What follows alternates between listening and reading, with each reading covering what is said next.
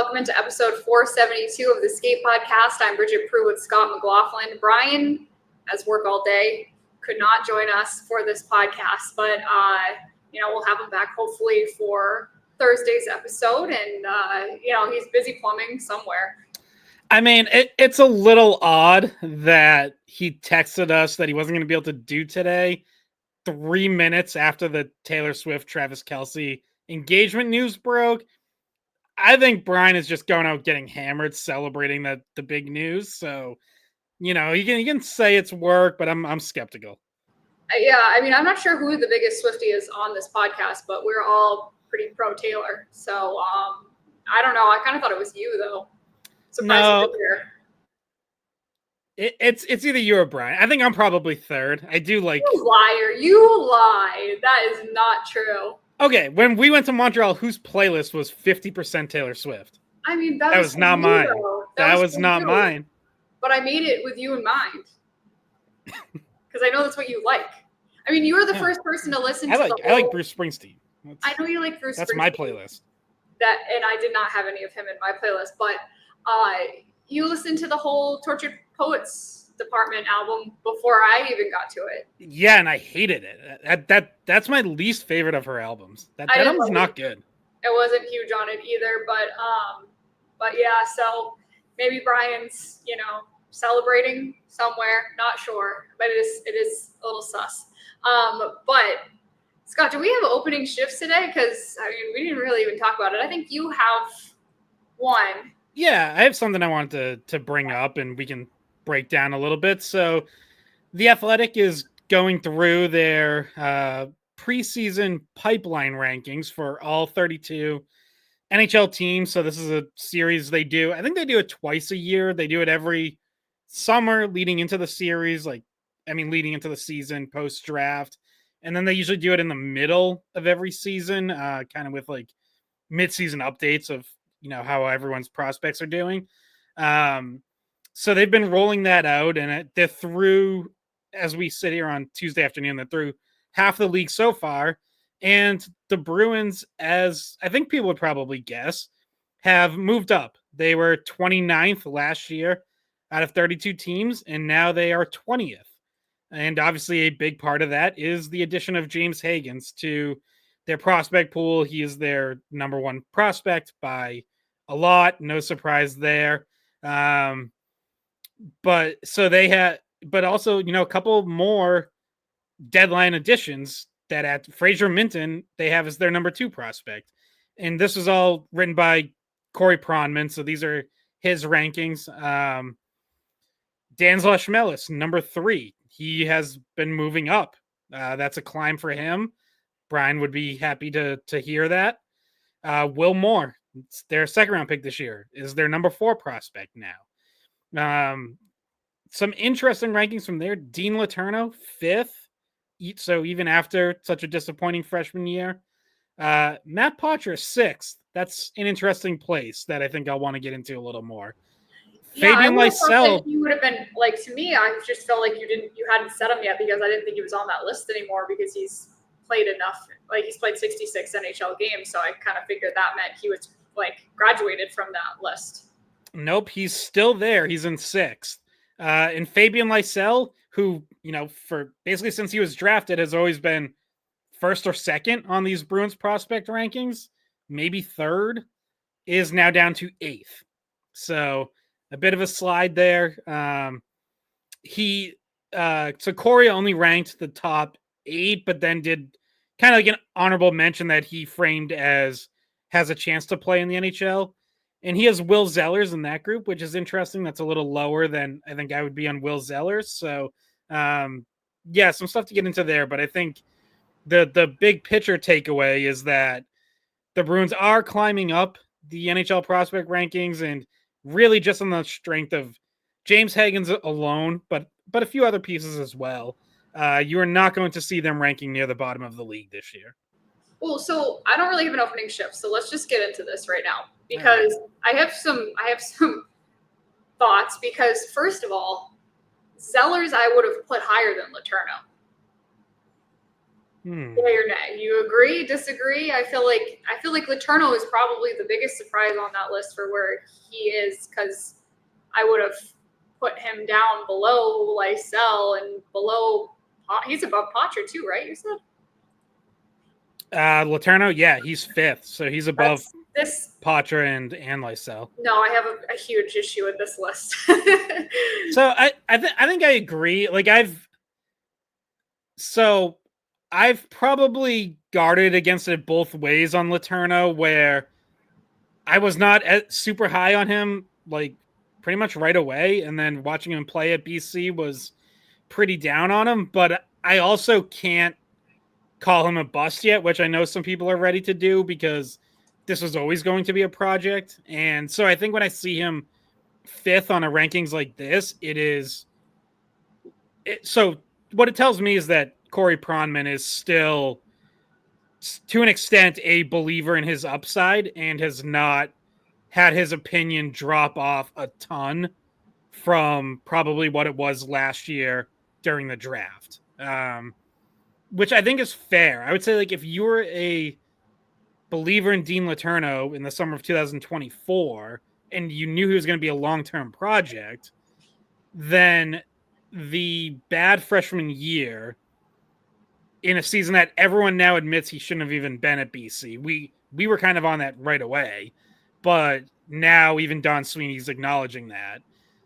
Like, you shouldn't give up on him, right? So if you thought he was a first-round caliber player last year, you probably shouldn't be dropping him out of, like, the Bruins' top 10 prospects. So I get having some belief. I would have him a little lower than that, and I think ultimately, yes, I would have at least Poitras and Zellers ahead of him.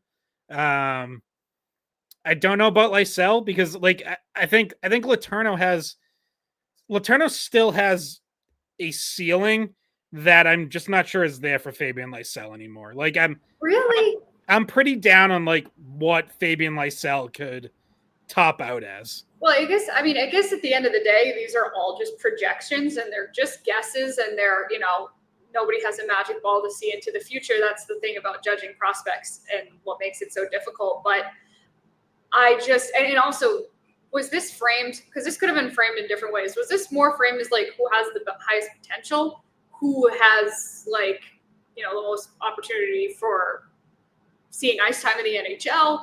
What is that how it was framed? Because, like, obviously some of these guys are much more closer to finished NHL products. Specifically talking about Matt Poitras, who has already played in the NHL. How was it exactly phrased? Like, what is the order based off of? I mean, I don't think there's any one criteria. I think it's, a combination of all that. Like, yes, ultimate upside is a big part of it, but so is the ability to play in the NHL. Like, I certainly don't want to speak for Corey Pronman, but, like, I've read enough of his rankings over the year. My guess is he would probably, and I think a lot of prospect people would price this, like, you might rank someone who tops out as a 3rd or 4th liner higher if you think, like, okay, well, they might never be better than a 3rd liner, but I at least think they are going to be an NHLer. You might rank that player higher than someone who, in theory, has, like, a top 6 skill set, but you just don't think they're ever going to stick in the NHL. You know what I mean? So the total NHL impact, I guess maybe it's that. Maybe it's who makes the biggest NHL impact. And if you're a 3rd line regular, then you're making more of an NHL impact than the guy who has 1st line talent but never actually sticks. Yeah, so if that's the case, then I also think that there's an element of, like, because if it's making an impact on the franchise, like, if you're not even going to get into the pros, like, then you should not be high on this list. Like, I have way more questions about some of these guys than I do with Poitras. Like, Poitras literally already has started to make an impact. He is, and he's played 66 games. Like I said, he's gotten experience. He very obviously was able to make the league already. We think he'll probably make the team again this year. Out of camp, we think. Obviously, there's still plenty of time to watch camp, watch preseason, and see what we think after that. But in theory, there's a spot for him on this roster. It's hard for me to say that even though I do think Dean Letourneau will be a pro eventually, I don't know if he's gonna be impacting, playing more games or playing a bigger role than Matt Poitras will be. Yeah, so I'll read. I'm just going to read Corey's analysis of Poitras because I think it is probably worth doing that. It's just a paragraph. He writes, Poitras played well in the AHL this season, but struggled when he was called up to the NHL. Poitras is very skilled and intelligent. He makes a lot of difficult plays with the puck and can run a pro power play. He can create off the edge while also showing no fear to attack the inside despite his 5'11" frame. Poitras doesn't have the typical athleticism of an NHL forward, though. On top of his frame, he lacks NHL foot speed and isn't overly physical. I like his effort level, and it's allowed him to overcome those shortcomings, but he may not be dynamic enough to be a full-time top 9 forward. Which I will say, I think there's a lot of people that I talk to around the NHL and even like around the Bruins who I think kind of feel that same way, who I think still have a lot of questions about whether Poitras is going to be able to hold up physically in the NHL over a full season and over the long term, and B is going to produce enough in the NHL. Because for as much as we might say like, well, the analytics show, he's created chances, the reality is he still hasn't put up a whole lot of points in the NHL, and he certainly hasn't scored goals. Well, and here's what I think, though. There's still a lot more questions that need to be answered about someone like Dean Letourneau and Will Zellers because he's so young. And, there's just so much that we haven't seen that you would need to see or that I would need to see to, definitively say, oh, he's more fit for the NHL than some of the guys that are ahead of him, right? I think Higgins is obvious, right? He shot right to the top. No, he should be. But even passing Lysell, even putting Letourneau ahead of Lysell after we've gotten a bit of a sample size and he hasn't cracked the pros yet, it's I just feel like we have not enough answers about what Letourneau could be just because we haven't seen it yet. So I would have put my more sure things at the top, some of the guys who are probably closer to NHL readiness, I guess, above some of those guys that you had. Yeah, I think the more I kind of think about it, I think I would have Poitras either third or fourth and not sixth. So moving him up a little feels fair to me. Higgins is the very obvious one. I think I'm okay with Fraser Minten too. Again, especially if you're going off making an NHL impact. I have questions about Fraser Minten's ultimate offensive upside at the NHL level, but I think he's going to be a good third line NHL player and at worst a steady fourth liner.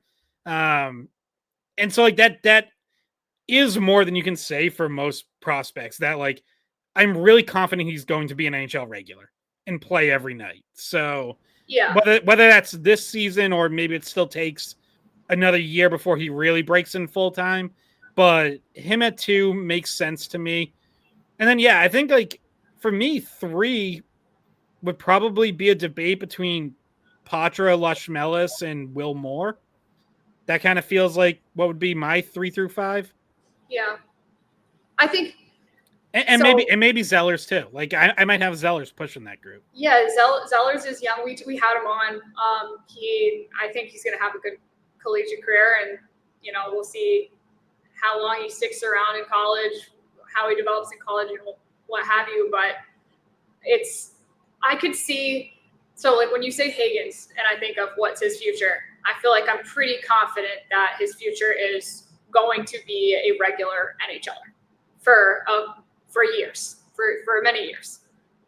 For Poitras, I feel like it could go either way. I really think that he has the ability to stick, but his size hinders him, and injuries may hinder him, and it's just it unfortunately for him has more to do with his how he's built than really how I feel about his skill set. But so like I feel like he could go either way in the next few seasons. We'll probably have a better idea.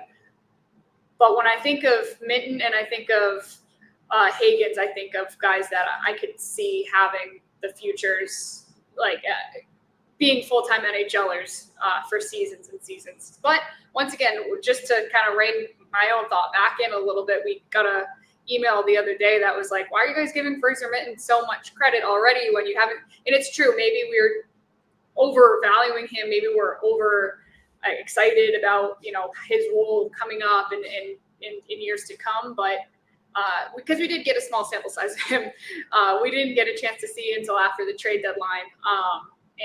But it is because of his, his size and two-way play that it feels like it's pretty safe to say he's going to be an NHLer regularly at some point, even if it's not this year. Yeah, for sure. Couple. So I mentioned that Corey has a chance to play is kind of like his honorable mentions, basically, and Zellers was there.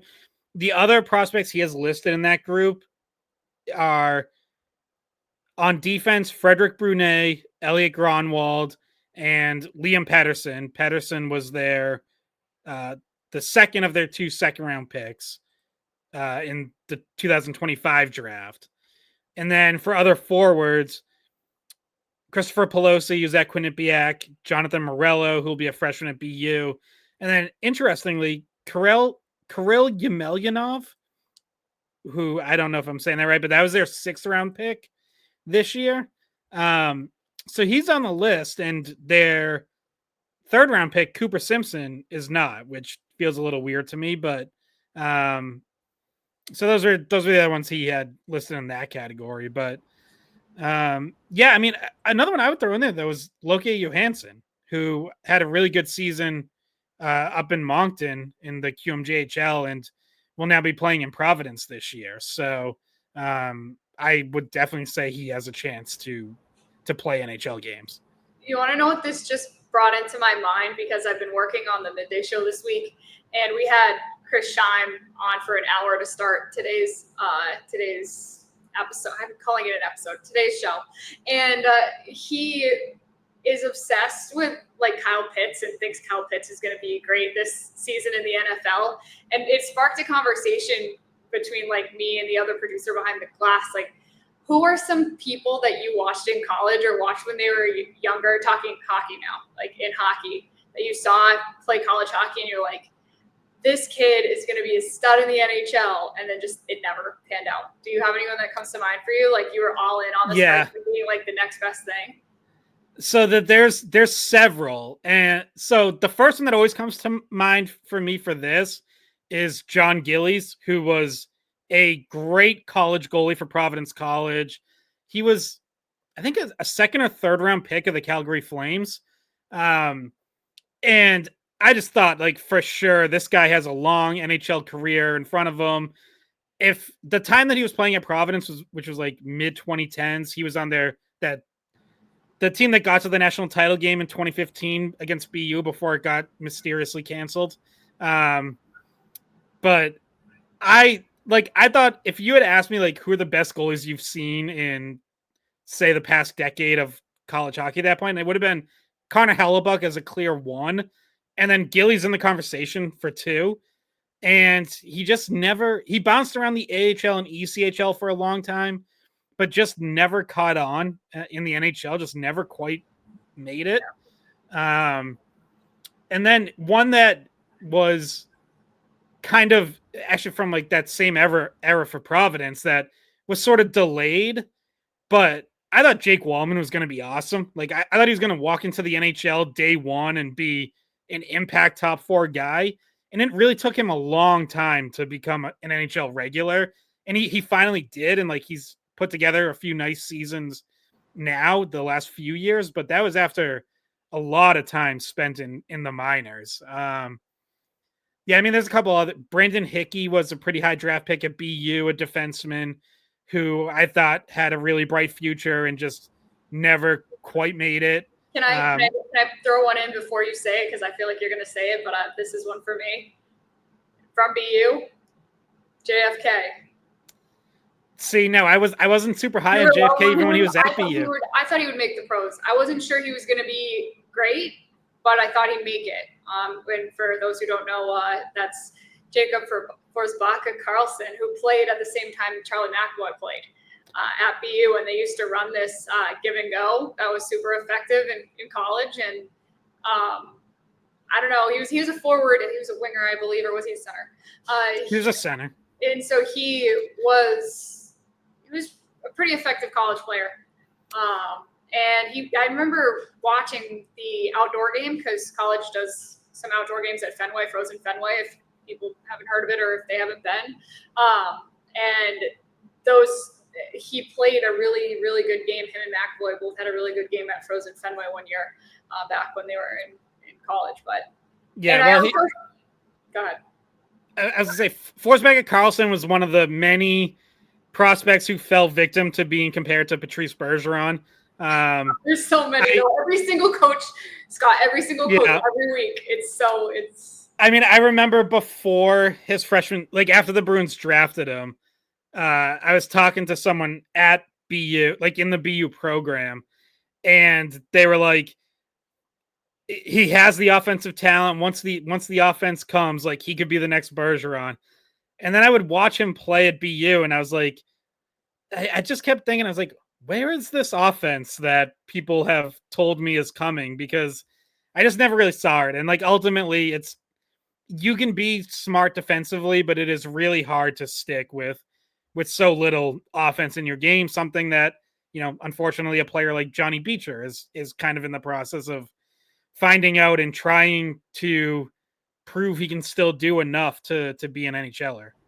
Yeah, and then so I also Anders Bjork was one that when I was in college, he was at Notre Dame, and at the time Notre Dame was in Hockey East, so we saw him quite a bit. I followed, as I do now, Hockey East really closely, and I just thought, him being a Bruins prospect as well, I was obviously watching for that, and thought he was going to do more in the pros than he did. He obviously made it, but then never really stuck. He gets traded to the Bruins, trade him to get Taylor Hall back a few seasons ago at the trade deadline, and he hasn't panned out since either. So he still, I believe, bounces back and forth from AHL to NHL. But I thought he was going to be like a regular, and he just didn't turn out to be. Yeah. I think that probably covers like the big ones for me. But yeah, it's always interesting because then the other side is that there's guys that like you're not super impressed with in college, and then they have really nice pro careers. Like Connor Sherry, I did not. Oh yeah, he was the captain at UMass when I was there. That's a good one. Really think he was going to have a pro career, or at least not a long one. He won 2 Stanley Cups. He won one with Pittsburgh. He's one of the very few players that have played on a line with Sidney Crosby and Alex Ovechkin. Yeah. I will fully, and maybe this was already starting to be highlighted by how good I thought Hickey and Wallman were, but I will fully admit that like I feel like I'm pretty good at judging forwards, like even beyond just the point totals. Like you kind of just tell when a forward has it. I still struggle with defensemen sometimes, and especially defensive defensemen. And like two that come to mind, Josh Manson at Northeastern, I was never super impressed with. And he has obviously had a very good NHL career. And Brett Pesce at UNH was another one where I was like, yeah, he looks good, but he doesn't look quite as good as everyone tells me he is. And then it turns out he actually just is that good, and he's had a really good NHL career as a top 4 defenseman too. So maybe I should have listened to other people. Yeah, you're like, I don't think they're going to be good, and they're like on Team USA. It's like, oh, I'm an idiot. But no, so I have very few that go the other way that I thought weren't good that are actually good. Like I don't know. I just feel like I don't tend to make mental notes of that in the first place. But I'll say one more thing on this subject before we get to the questions I had for us, which is there's also a few NHLers that I didn't watch them before they were in the NHL because they didn't play college. But when they first broke into the pros, I'm like, this is going to be the next best player in the league. And I felt that about Andrei Svechnikov when he first started. And I just feel like he's good, but I'm talking about, like, I thought he was going to be like rivaling a top 3 player in the league for, from when he came in, and certainly now in his prime. Yeah, so I can sometimes fall victim to like the great World Junior performance. Like, I'll watch World Junior Championships, and if someone has like an incredible couple games, I'm like, oh, he's gonna be a star. And then it's like you have to remind yourself that that's one tournament in a very long development process. Like, I remember years ago, Peter Mrazek had an unbelievable game against the U.S. junior team playing for the Czech Republic, and I was like, that kid's gonna win Vezina. Like, he's unbelievable. And like, obviously Peter Mrazek's had a nice NHL career, but has certainly not been a star. It always feels good too when you hit an undrafted free agent where there's obviously a player's not drafted, and you watch them in college and you're like, that kid's gonna be a good NHL player. Like, watching Evan Rodriguez at BU, I remember like talking to people who were like, oh yeah, he's just lucky he's playing on Jack Eichel's line, and that's why he's putting up a bunch of points. And I was like, I think Evan Rodriguez is going to be a good NHL player all on his own. Like, just had his day with the cup. Like, the work ethic, the smarts, the way he played the game, his two-way play. I was like, I don't know, like that. I don't pretend to be the smartest person in the room at all times, even if sometimes I think I am. But I was like, I don't know. Evan Rodriguez looks like he can play in the NHL to me, and he's proven that correct. Yeah. Well, I'm trying to look up. So this is a UMass kid that as someone who's a UMass alum, we were maybe sold a bill of goods that this player was going to be an undrafted free agent that signs and makes the NHL. And because he was the captain of UMass not that long ago, Bobby Trevino. Do you remember Bobby Trevino? Oh yeah. So he got signed. He had some incredible hockey tournaments. He was amazing in college. And he wasn't drafted. He's smaller, but he was like captain material. He was captain in college. The Rangers sign him. Never ends up playing for the Rangers. He was in the Wolfpack for 2 seasons, and now he's playing in Sweden. So that was one that I was like, oh, he'll make it as an undrafted free agent. But that was probably a little bit of UMass bias. And because you talked to Greg Carwell, and he was just like, this kid's got it. Like, you know what I mean? Some people were really high on him. I feel like there was one more I wanted to mention. Now I can't think of it because Bobby Trevino got me off track. Well, maybe it'll come back to me at some point later in the episode. But I mean, there's probably so many. If you're listening to us or watching us, comment if like your player that you thought was going to be amazing or had high hopes for, or even if you just thought that they were going to be like a top 5 player in the league and then they were kind of just like middling, let us know. Yeah. Another one I just thought of was, do you remember Stefan DaCosta at Merrimack? I don't. He scored. So he was a real like recruiting coup for, Mark Dennehy was the coach at Merrimack at the time. But DaCosta was like way off everyone's radar. He grew up in France and like then came over to North America. But Merrimack was like the first school to recruit him. And then he started becoming like more and more of a prospect, and he just stuck with the commitment because, they were the first ones on him and he wanted to honor that. And he scored like 5 goals his first game as a freshman and was an awesome college player and elevated some otherwise, I would say like good, but certainly not great Merrimack teams. I think they made an NCAA tournament one of the years he was there. Brian would probably know. Brian's in Merrimack. Yeah, right? And I didn't think he was gonna be like an NHL star, but I thought he would have a nice NHL career, and he kind of only had like a cup of coffee. He played a few games at Ottawa at one point, but I want to look up what his career games played was, because I don't think it ended up being all that many. He played 47 NHL games across 4 years. Okay. I mean, that's not nothing, but that's not a lot either. Yeah. It's not a full season. So, so I will say there's a few kids in college hockey right now that I'll be surprised if they don't pan out to be pretty good, if not great NHL players. Like Ryan Leonard, I have so much belief that he's going to have a great NHL career. Like, if I'm wrong about him, maybe I will be. I'll just put it out there now. Like, to me, he's cut from the same cloth as Makachuk. And there's not many that are like that. He has this like look in his eye, the same look in his eye that Makachuk has. He can finish. He's clutch. I'll be shocked if he's not a good NHLer and doesn't. I mean, it's hard.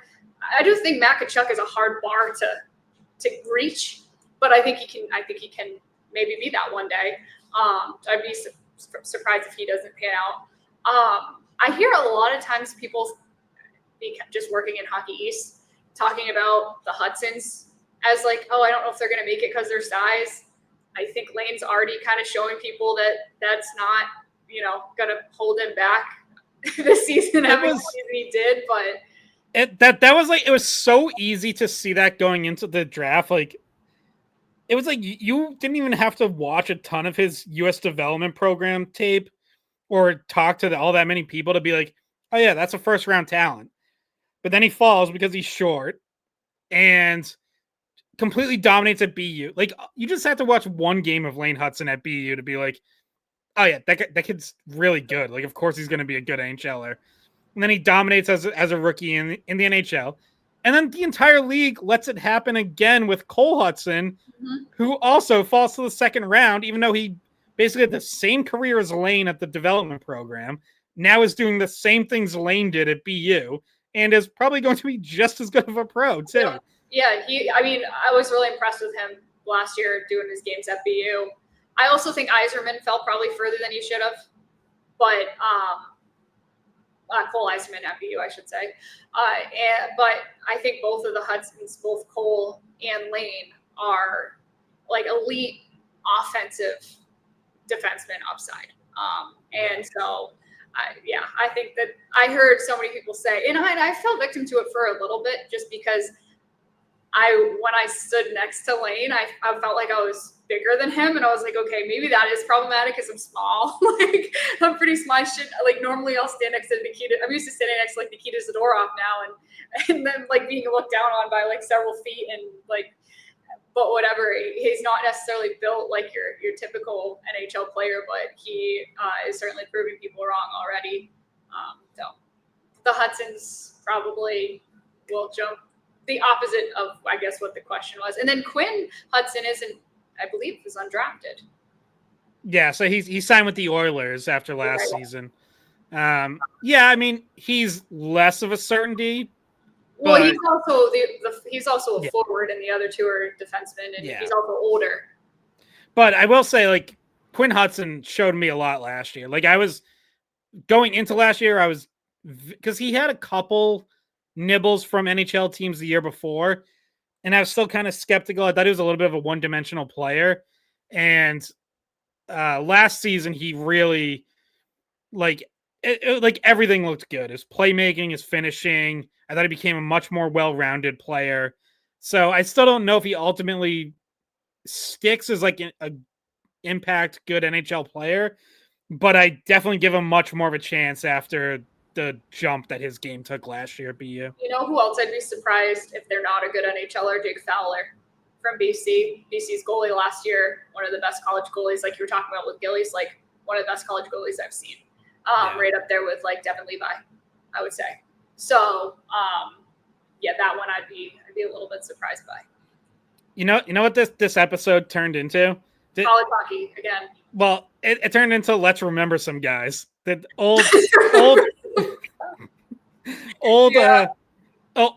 Deadspin.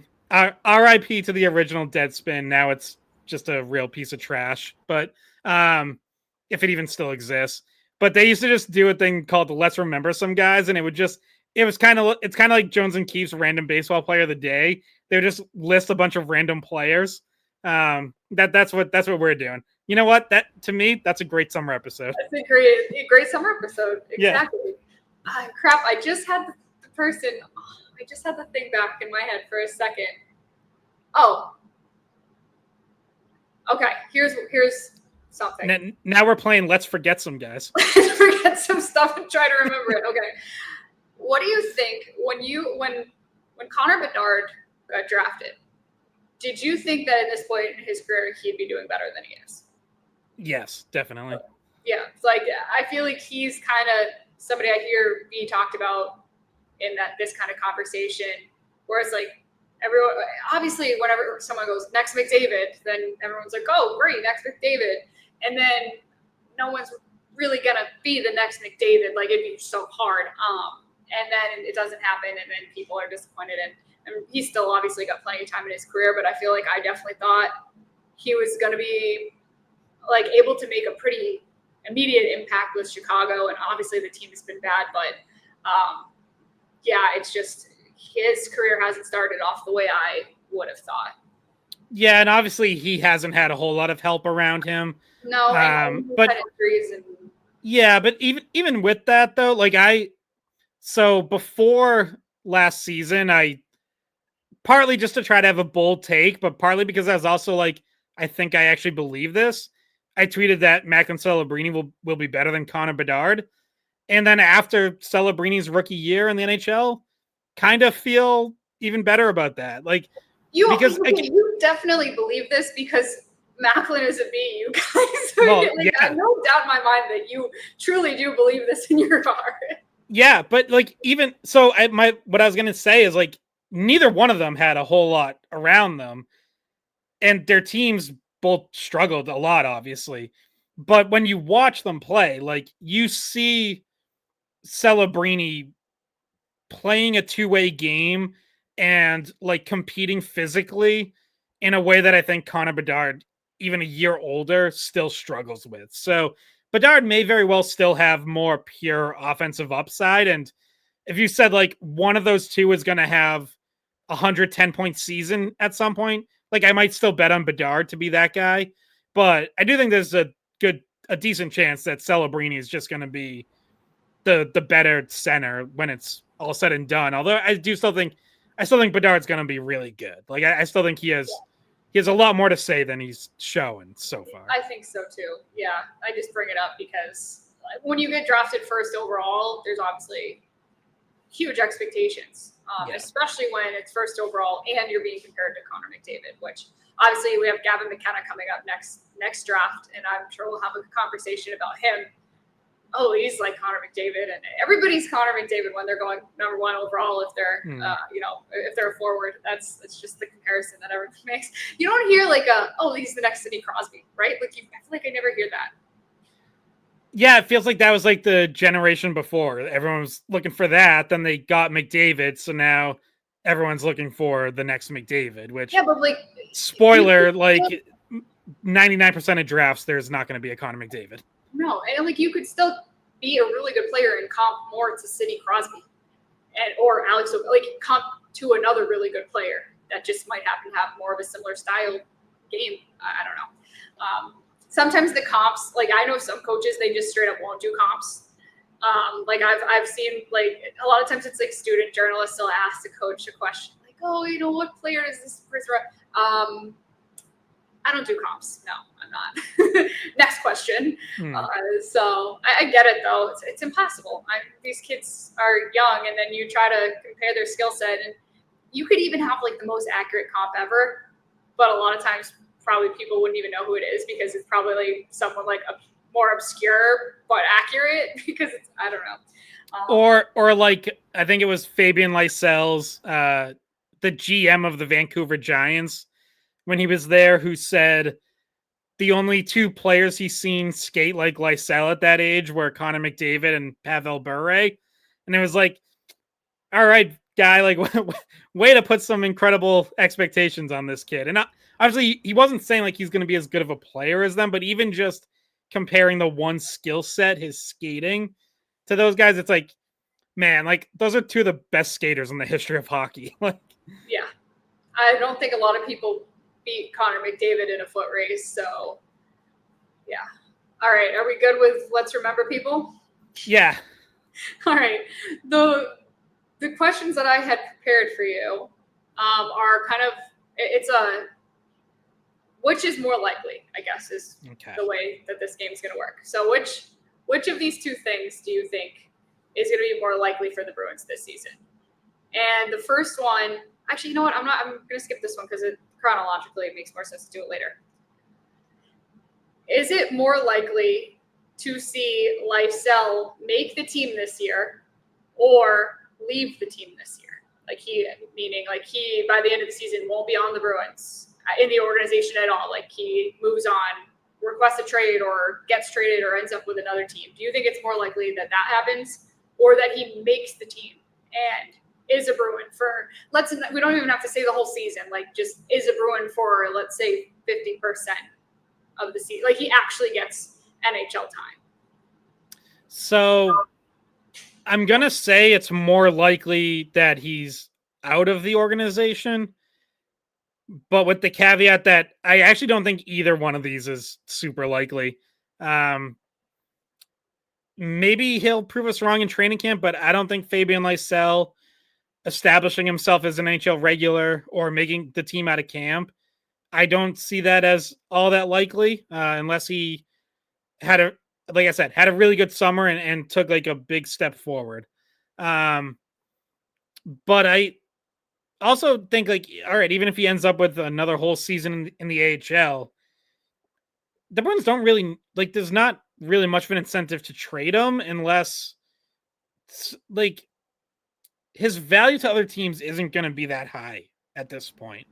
So wait, and is he waiver eligible? What's his waiver status this season? no, he can still just be sent down. Okay.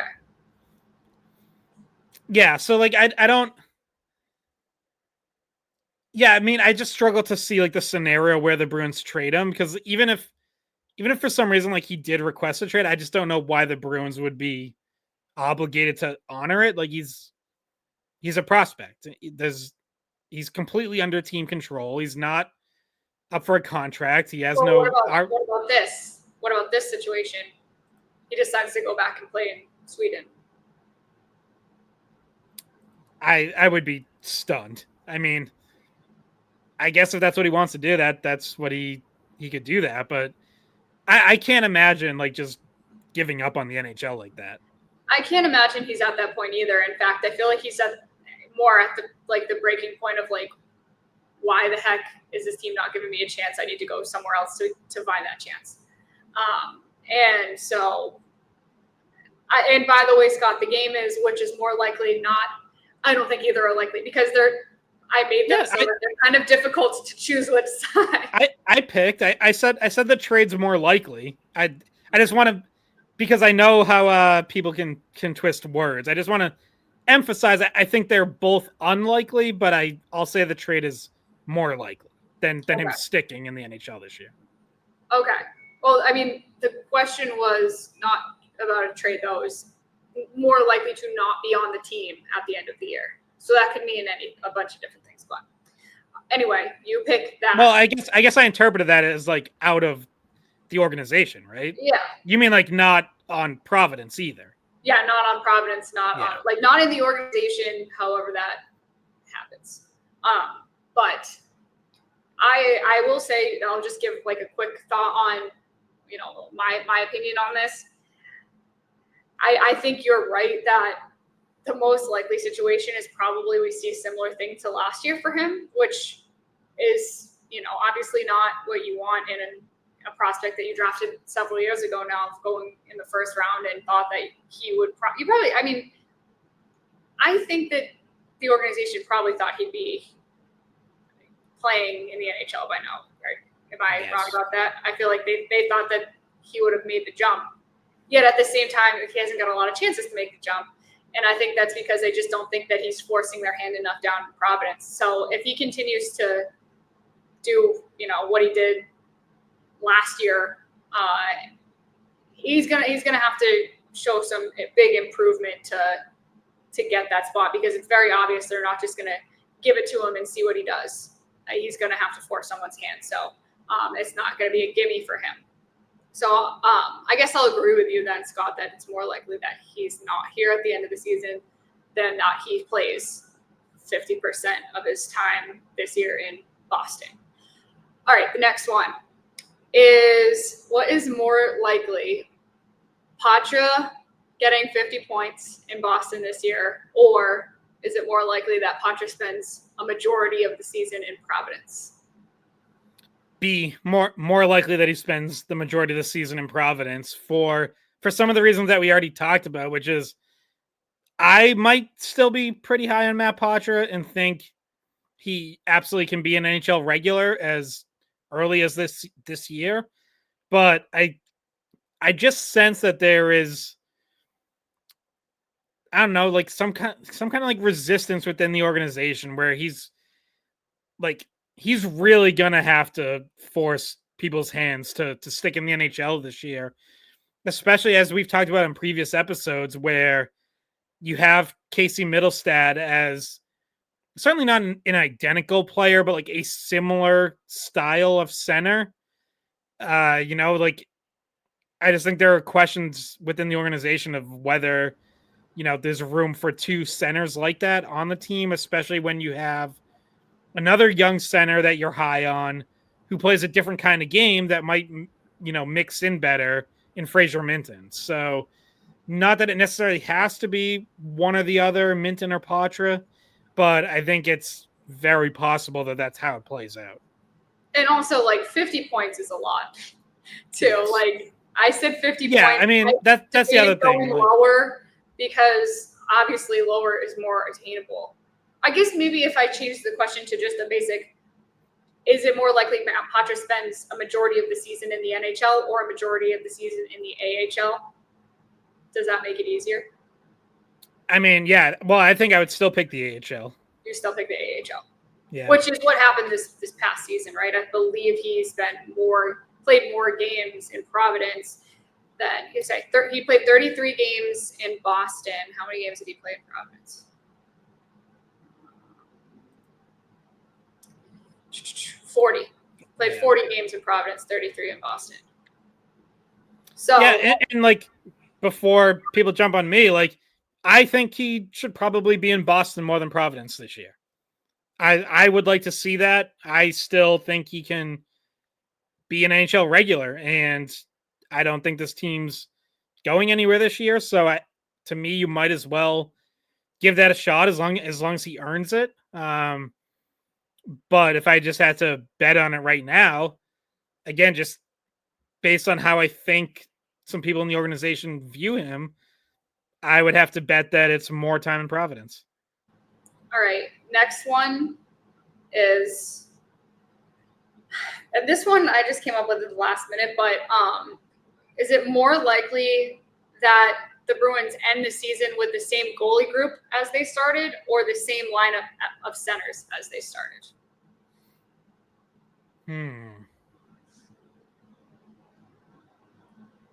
I will say the same lineup of centers, which might be a little bit of an upset here, but I do think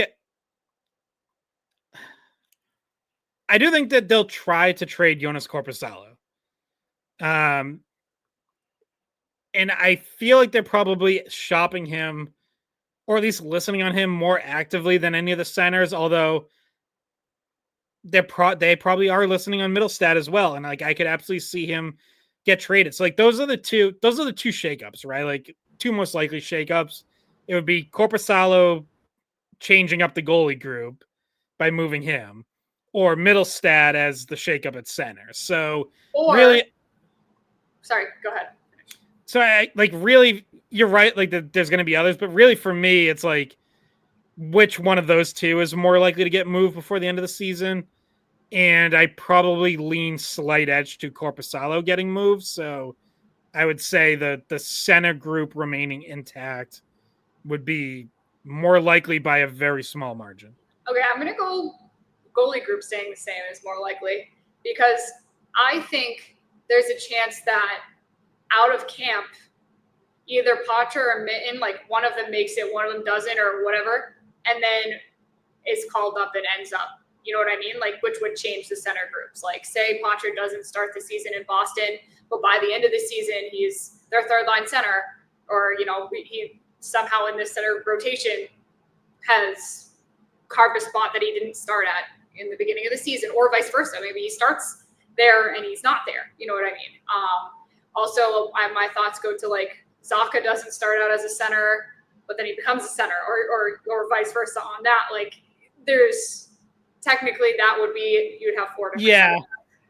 Yeah, I mean, I guess technically you're right. That feels a little bit like kind of bending it, because obviously there becomes way more flexibility than at center than in goal, where even if no one's switching positions. So. But even if you don't consider, like, switching from wing to center, like, I do think it's legit to talk about somebody going up and down to Providence as a team. Yeah, that's fair. So I'll say the goalie group stays intact, because maybe they're looking for a trade for Korpisalo that they can't find. And they are more than willing to try to switch the roster around at center. We've seen them try many, many combinations. So we shall see. And then my last one was, and this one's probably going to be a unanimous, but are the Bruins more likely to be buyers or sellers at the deadline this year? Sellers, for sure. It's really hard for me to imagine this team buying, because even if they're better than expected and they're in the playoff hunt and maybe even in playoff position, I guess technically they could be buyers if they look for, like, a small addition. But regardless, it doesn't feel like they're going to be in a position to trade away from the future for, like, a big deadline move. So even then, like, I think it would only be something minor. But yeah, I think it's much more likely that they're not ready to make a real playoff push, and you see them unload, you know, a veteran or two on an expiring contract, or maybe even one of your, you know, Middlestat or Zacha, who has term beyond this year, because the Bruins obviously were willing to do that last year too. Coyle and Carlo had term left, and they still traded them.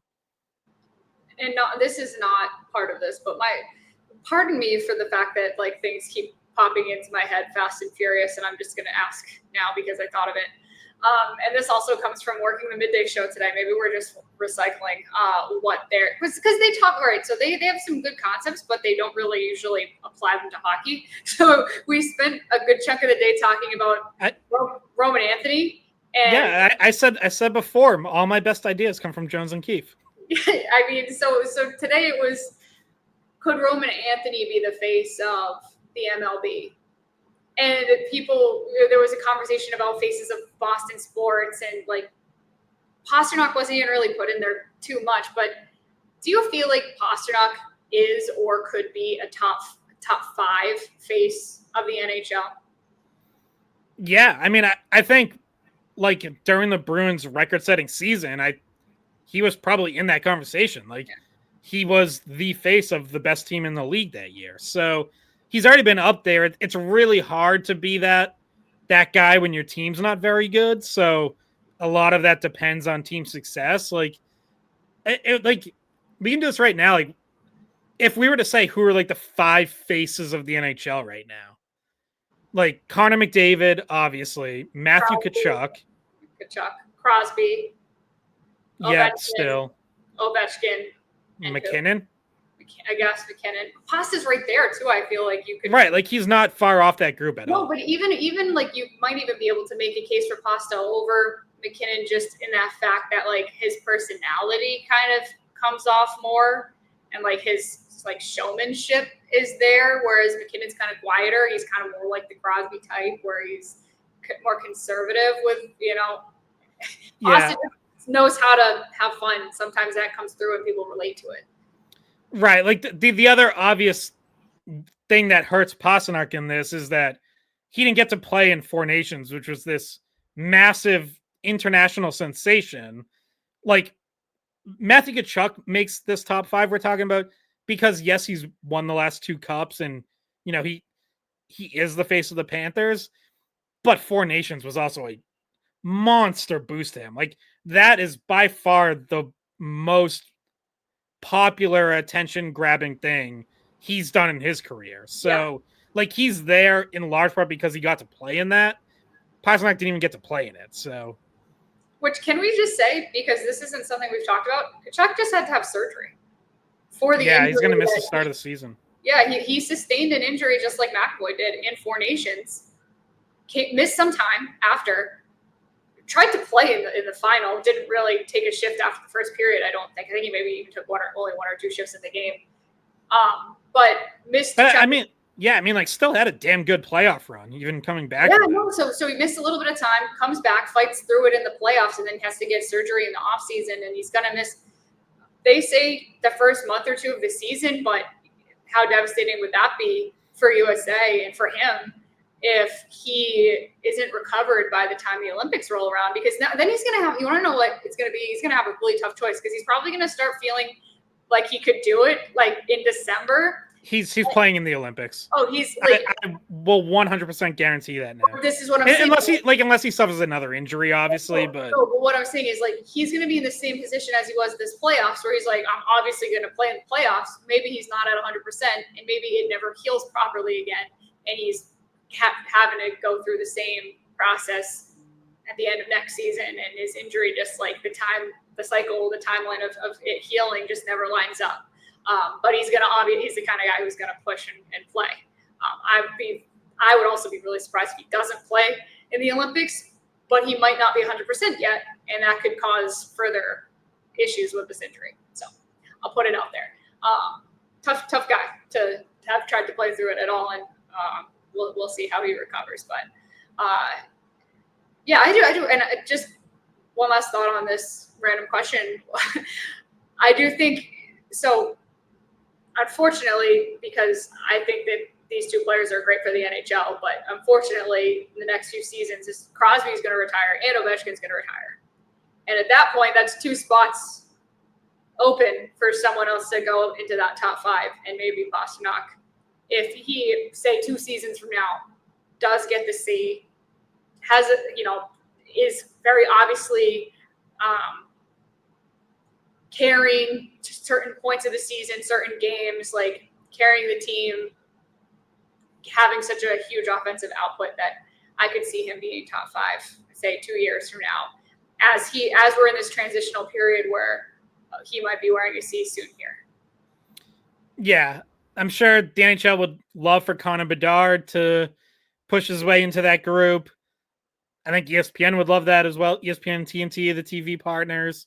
Gavin McKenna by that point in a few years might be ready to make his push. So that's, maybe. But I feel like McKenna, even it will be a little bit longer, I think, because of his age and sometimes when you start out on a terrible team, it's really hard to be the face of something, as we talked about with Bedard. Well, yeah, I mean, ESPN tried it. Like they've put Bedard and the Blackhawks in all these primetime national TV games the last couple of years, even though they stink. And personally, I'm not super interested in watching Chicago. You want to know what makes someone a top 5 player, face of the NHL, is how clutch they are. So you can be as talented as you want to be, but if you're not clutch, you're probably not up there, right? So, like, if you think about it, I mean, Crosby's been extremely clutch in his career, and including in international hockey, where he scores a game-winning, gold medal-winning goal in the Vancouver Olympics, and then obviously McDavid just does that in the Four Nations, and like McKinnon's clutch. Like these are guys that have had some really clutch moments in their career. Ovechkin and Bedard, I feel like has not had those moments yet. He's been in really big moments, but even when you do get like put on those stages, you're like, I want to get behind this person, but they need to, score the go-ahead goal or score the overtime game winner or stuff like that. And that's why it's another reason why Kachuk is in that list, is because he's clutch. Everyone around the league hates it. They hate to see him with the puck on his stick at the end of a game, heading towards their net, because he finishes and he finds a way to win. Yeah, I mean, it helps. I think it's less important than just the overall skill level and just like general interest in the player, because like Ovechkin wasn't that clutch for a long time. Like he was dogged by questions about his playoff performance for the first 10 years of his career. Yeah, I mean he's less clutch than the others that I mentioned, and he was. But like he was clearly still one of the faces of the league during that time. Oh yeah, he was still leading the league in goals every year. Yeah, exactly. But all that said, I think Pastrnak is a clutch player and has a good personality and could be. No, don't tell that to Boston Sports Radio. Yeah, well, this is our show, so I can say what I want. Anyway, those were my questions. We did get one submission from a listener that you wanted to get to before we sign off. Yeah. So Roger, a regular emailer, had sent over an interesting and pretty random question. I'll just read the question. So he said, "Hi folks, I'm not sure if this belongs in a listener Q&A segment, but I just wondered if you have any thoughts about Dan Shaughnessy's article on Sunday titled 'The Real Boston Sports Experience May Soon Be for Sale.'" And goes on to ask, "Do you foresee that you and the media will soon have to pay for access to coaches or athletes, or that teams will soon be offering fans the chance to pay for time with the media, coaches, and players? I have no knowledge of this, so I was curious if your industry is being impacted." So what I'll say first is I think Dan Shaughnessy's column was loaded in sarcasm, as many Dan Shaughnessy columns are. But what the column was referring to is something that the University of Oklahoma football program is doing this year, which is selling to fans, to boosters, the opportunity to have a media experience, like a media game day experience, where they can go down to post-game media areas and like sit in on press conferences and player interviews. As far as I know, they're the only ones doing this, but these things are like sold out, and they're selling for like Oklahoma, Michigan. These packages sold for $690, nearly $700. So Shaughnessy was writing as from the angle of like, what if this spreads? And he was going through like all the things you could experience of like, just think, you could be sitting in the room you could have been sitting in the room for a Bill Belichick grunting through a press conference, and like all these things that he was clearly kind of mocking of like, why would you pay for this experience?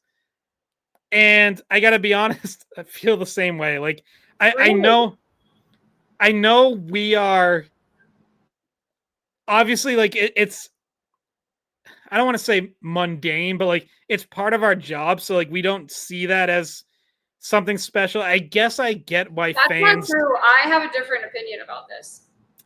I guess I get why fans would just like be that close to players and coaches, but I gotta tell you, having been to many press conferences throughout my life, I can't imagine paying $700 for that experience. Like I don't think it would be worth it for a fan. If any Boston team starts doing this, I would maybe advise people to save their money, because it is not all that glamorous. So what I will say is access is hard to come by, right? Like we maybe take for granted the access that we have. Me and you, we go to Warrior or we go to TD Garden, and after every game we talk to, like I could just walk up and talk to Jeremy Swayman whenever I want. We can walk up and talk to, name favorite player of someone. Yeah, but the fans are not going in the locker room, so that part of it is still off limits. If it's just the press conference, I say definitely no, because I don't think coaches, like watching coaches talk, is nearly as entertaining as it, especially because a lot of those press conferences are televised anyway. You don't need to spend $600, whatever. But if it included, like, they put like 10 seats in the corner of the locker room while we're in there, talking and the players are kind of walking in and out because that's what post-game locker rooms are like. Like sometimes guys are coming in and out and grabbing stuff and you get to maybe see them. And even if just the sight of them would be worth that money to some people, that the access to maybe actually get a chance to say hi to David Pasternak might be worth that to someone. If that was included, I could see why people would do it. But not the press conference part, no. Yeah, I think there's other programs and teams that do things like this that to me would be way more appealing. Like being part of like a what would you call it? Like line up before players either go out the tunnel onto the ice or are coming off the ice. Like that I could absolutely see being a worthwhile experience where you're there and like you can like high five players or like even get autographs if they stop or whatever. Like that I think would be worth it. But the like quote unquote media experience of like sitting in on a press conference, unless you get to meet the coach or players after, like I don't. Do you get to ask a question? God, I hope not. Listen, I try not to get like too sanctimonious, but if we ever get to a point where they're letting fans ask questions in press conferences, like I may be looking for a new business to work in. Yeah, no, that would be tough. And you want to know what? Listen, I already hate like 80% of the questions that get asked. Like some questions would be thoughtful. Some fans are really thoughtful. Some fans would take it really seriously. Other fans would listen to something they heard on the radio and ask some random, I don't know. So it could go, there would be way too much of a wide range of what people thought was acceptable. But I mean, yeah, 80% of the questions we hear, mostly when I hear Scott's voice, I'm like, oh no, again, this guy.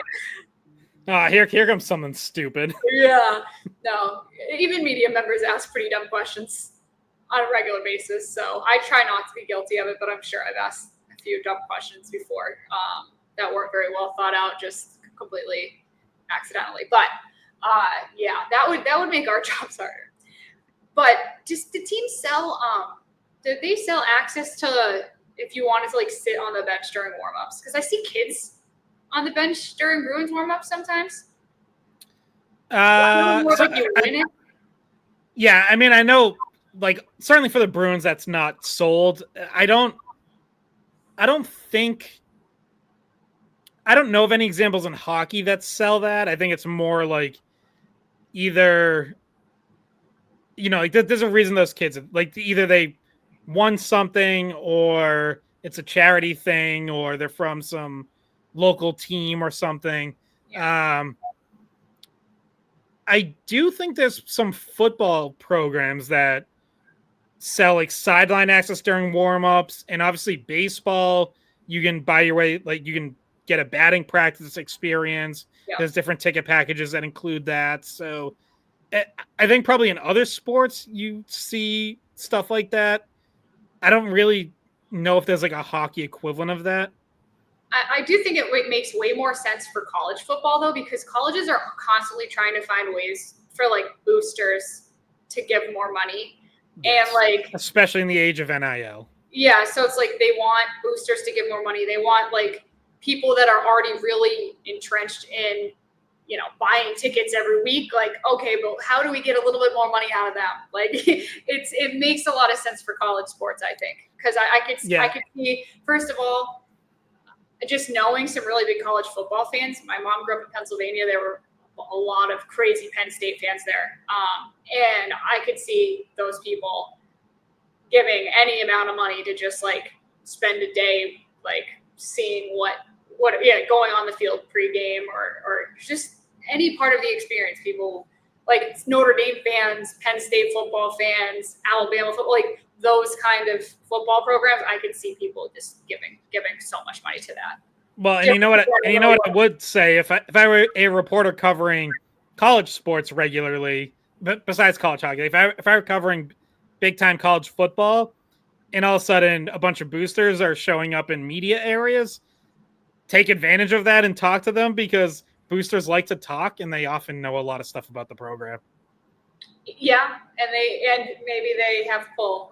You never know. They're rich, so but yeah, no, I don't. I think it's more.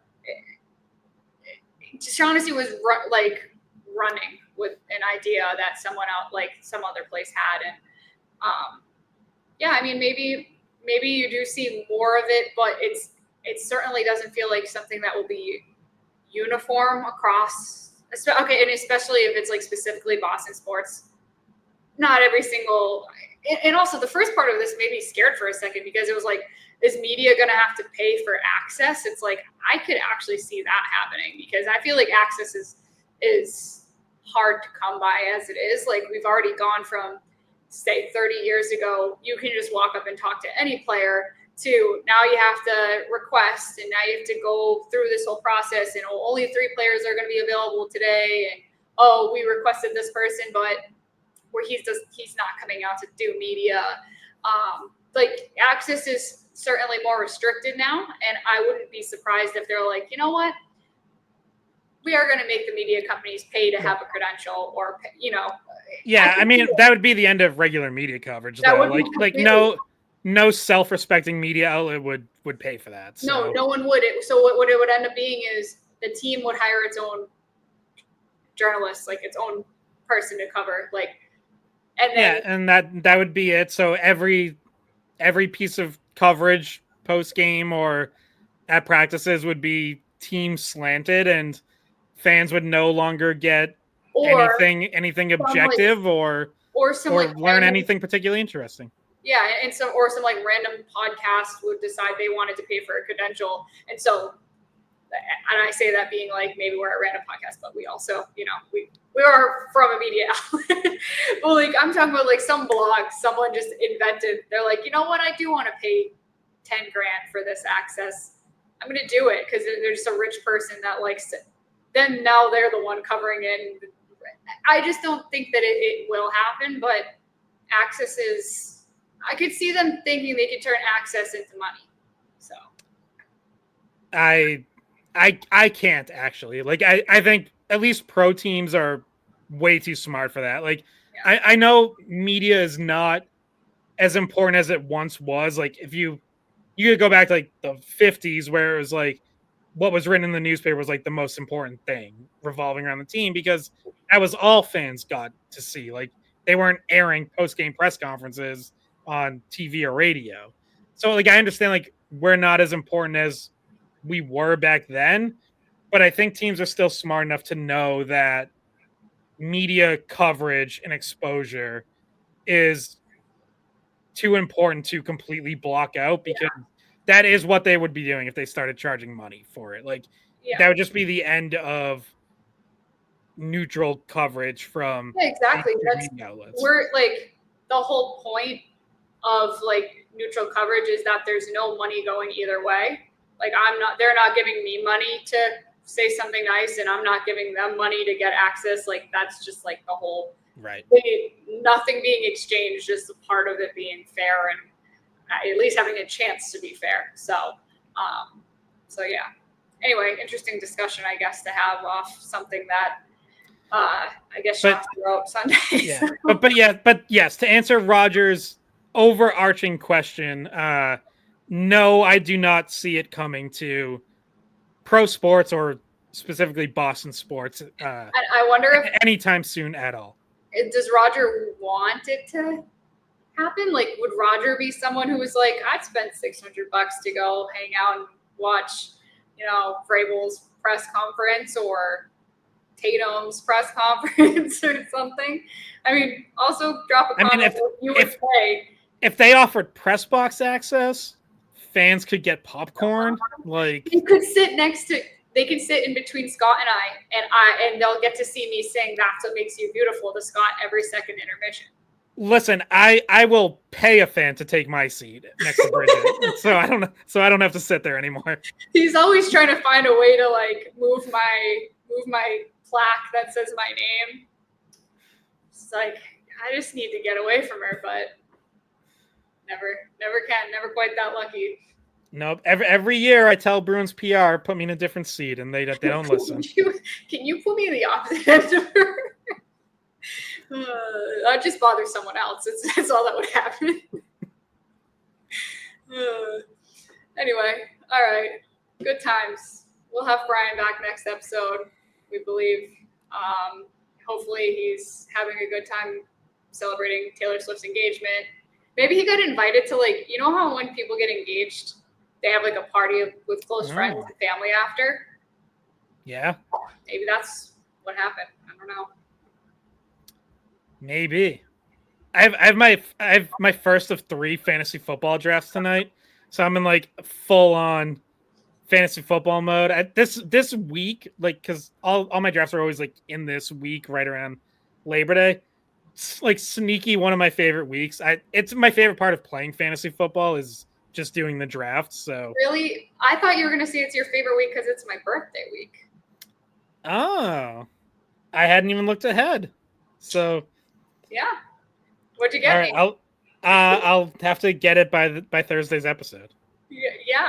Oh, we got to record in person again too. I mean, I'm literally like 50 steps from the office. So, got my night. Wait, I'm in my new apartment. I found my camera again, and wait, I'm gonna show you. My guy, it's my guy Harold. He's right next to my lazy boy, and he just sits there, and he's doing a great job so far. I was gonna say Harold, also a lazy boy. He doesn't move much. He doesn't move much. But you can. My favorite part of this is I have him like in the window, and so when I walk by, like when I walk out the front door, I look up and I see him in the window. So if anyone ever walks by, they can just see a gold giraffe in the window. It's like, which one's Bridget? That one. So yeah.